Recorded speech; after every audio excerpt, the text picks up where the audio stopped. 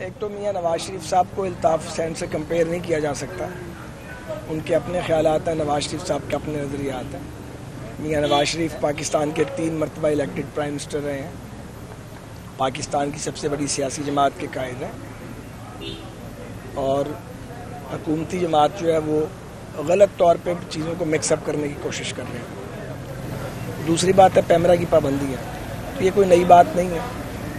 پاکستان میں سیاست اور صحافت پر، آزاد سیاست اور آزاد صحافت پر پابندی ہے، اور یہی وجہ ہے کہ بہت سے صحافی جیلوں میں ہیں، بہت سے اٹھا لیے جاتے ہیں.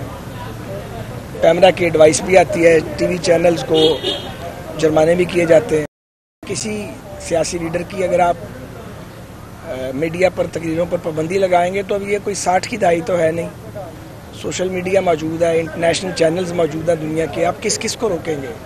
تھرو سیٹلائٹ آپ کی بات پوری دنیا کے اندر چلی جاتی ہے.